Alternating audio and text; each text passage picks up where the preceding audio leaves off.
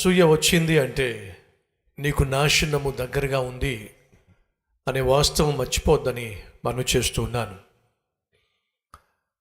దావీదు ఎప్పుడైతే గుర్తింపును పొందుకున్నాడో, తాను కలిగి ఉన్నటువంటి యుద్ధ శూరత్వాన్ని కనపరిచి గొల్యాతును చంపేశాడో, దానివల్ల సౌలుకేమి ఇబ్బంది రాలా. కానీ ఎప్పుడైతే ప్రజలు దావీదును పొగడ్డం మొదలుపెట్టారో అప్పుడే సౌల్లో అసూయ బయటపడింది. నీ చుట్టూ ఉన్నవాళ్ళు పొరపాటున ఆఫీస్లో నిన్ను మెచ్చుకున్నారు అంటే ఆఫీస్లో ఎవడో ఒకడు సౌల్లా తయారవుతాడు. నువ్వు పైకి వస్తున్నప్పుడు, గుర్తింపు పొందుతున్నప్పుడు, కష్టపడి విజయాన్ని సాధిస్తున్నప్పుడు ఖచ్చితంగా సౌల్ లాంటి వాళ్ళు బయటకు వస్తారు. వాళ్ళు ఏం చేస్తారో తెలుసా? మొదటిగా హాని చేసే ప్రయత్నం చేస్తారు. రెండోదిగా అవమానపరిచే ప్రయత్నం చేస్తారు.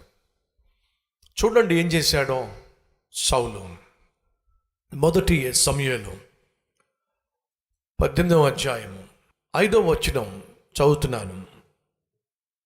దావీదు సౌలు తనను పంపిన చోటుకెళ్ళను పోయి సుబుద్ధి కలిగి పని చేసుకుని వచ్చెను గనుక సౌలు యోధుల మీద అతనిని నియమించెను. యోధులు అంటే సైనికులు, సైన్యం యుద్ధం చేసేవాళ్ళు.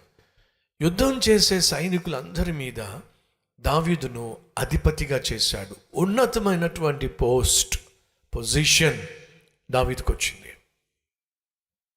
ఎందుకంటే అప్పుడు ఎవరూ కూడా దావీదును మెచ్చుకున్నట్టుగా మనం చూడం. కాబట్టి సౌలు ఏం చేశాడంటే ప్రమోషన్ ఇచ్చాడు, అందరి మీద అధిపతిని చేశాడు.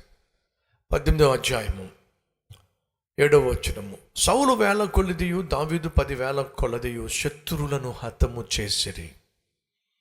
9వ వచనము. కాబట్టి నాటి నుండి సౌలు దావీదు మీద విషపు చూపు నిలిపెను. మొదటిగా ఏం జరిగింది? అసూయ ఎప్పుడైతే వచ్చిందో దురాత్మ వచ్చి సౌలును ఆవరించింది. నీ రూమ్మేట్కి మంచి ఉద్యోగం వచ్చిందనుకోండి, సంతోషంగా అప్రిషియేట్ చేయండి, షేక్ హ్యాండ్ ఇవ్వండి. నీ క్లాస్మేట్కి మంచి సంబంధం దొరికిందనుకోండి, మనస్ఫూర్తిగా కంగ్రాచులేషన్స్ చెప్పండి. మీ ఆడపడుచుకో లేకపోతే మీ బంధువులో ఎవరికైనా చక్కని గర్భఫలం అనుగ్రహించబడితే మనసారా వెళ్ళి ఆశీర్వదించండి.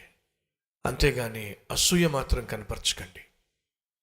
నువ్వు అసూయ కనపరిచావు అంటే నీ మీదకు దురాత్మ వచ్చి పడిపోతుంది. మరింత హీన స్థితికి నువ్వు చేరిపోతావు. దురాత్మ ఎప్పుడైతే సౌలును ఆవరించిందో ఏం చేశాడో తెలుసా? దావీదు లాంటి ఒక అద్భుతమైన ఆత్మీయుణ్ణి చంపాలని ప్రయత్నం చేశాడు, హాని చేసే ప్రయత్నం చేశాడు, హత్య చేసే ప్రయత్నం చేశాడు. అసూయ మంచి వాళ్ళను దూరం చేసుకుంటుంది. వింటున్నావు సహోదరి సహోదరులు? నీ అసూయ మంచి వాళ్ళను దూరం చేస్తుంది, ఆత్మీయులను దూరం చేస్తుంది, ఆప్తులను దూరం చేస్తుంది, అత్యంత ప్రియమైన వారిని దూరం చేస్తుంది. మర్చిపోకండి, కయీను అసూయ హేబేలును చంపేసిందండి. అసూయతోనే హేబేలు చంపబడ్డాడు. అనగా కయీను కలిగి ఉన్న అసూయ వల్ల హేబేలు చంపబడ్డాడు. ఇక్కడ వాక్యం వింటున్నటువంటి వారిలో లేరంటారా? మీ అన్నకు మంచి ఉద్యోగం వస్తే ఈరోజు నువ్వు ఏడుస్తున్నావు. మీ అక్కకు మంచి సంబంధం దొరికితే ఈరోజు నువ్వు ఏడుస్తున్నావు. నీ చెల్లి మంచి మార్కులతో పాస్ అయితే, నీ అన్నయ్య మంచి మార్కులతో పాస్ అయితే నువ్వు మూతి ముడుచుకుంటున్నావు.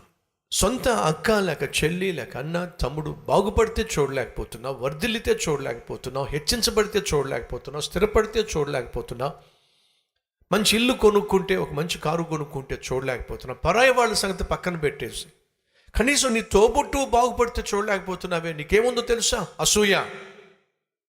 అసూయ నీలో ప్రవేశించిందంటే వినో, అపవిత్రాత్మ ప్రవేశిస్తుంది, దురాత్మ ప్రవేశిస్తుంది. కాబట్టి దయచేసి ఏ ఒక్కరు కూడా అసూయ దగ్గరికి రాకండి.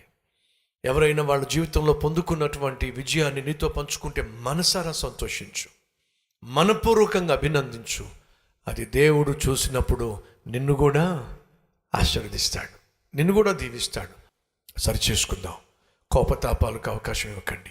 కేకలేసేవారిగా అరిచి రాద్ధాంతం చేసే ఇల్లాలిగా భర్తగా ఉండకండి. దురాత్మ కలిగిన వాడు కేకలేస్తాడు, దేవుని ఆత్మ కలిగిన వాడు కేకలేయడు.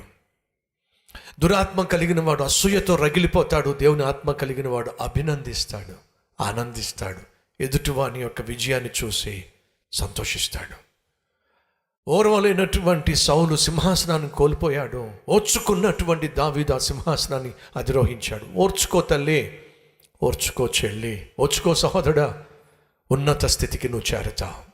నీ ఓర్పే, నీ సహనమే నేను ఉన్నత స్థితికి తీసుకెళ్తుంది. నోరు పడేసుకోవద్దు, అనవసరంగా ఆవేశపడద్దు, కోపతాపాలకు రగిలిపోవద్దు, దెబ్బ కొట్టాలని అనుకోవద్దు, అనవసరంగా దేవుని ఆశీర్వాదాలు పోగొట్టుకోవద్దు. ఈరోజు దేవుడు నాతో మాట్లాడాడు, వాక్యానుసారంగా జీవిస్తాను అన్నవారు ఉంటే మీ హస్తాన్ని ప్రభు చూపిస్తారా?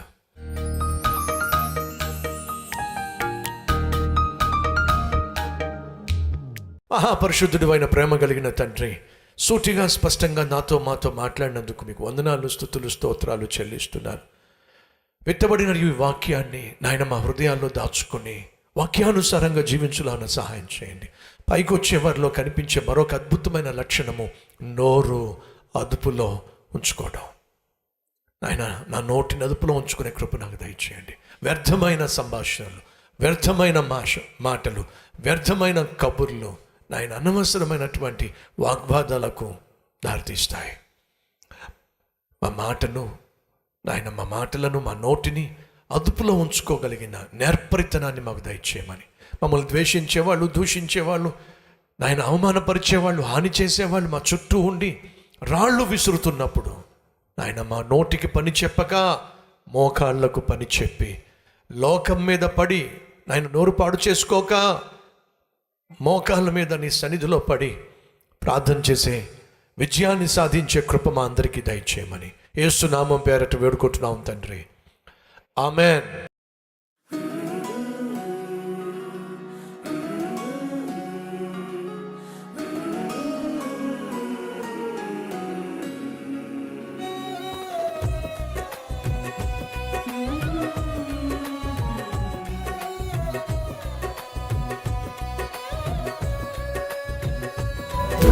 సందేశం మీకు ఆశీర్వాదకరంగా ఉంటే లైక్ చేయండి, అలాగే సబ్స్క్రైబ్ చేయండి. అంతేకాకుండా కామెంట్ పెట్టండి, 10 మందికి షేర్ చేయమని మనం చేస్తూ రేపు మళ్ళీ కలుసుకుందాం.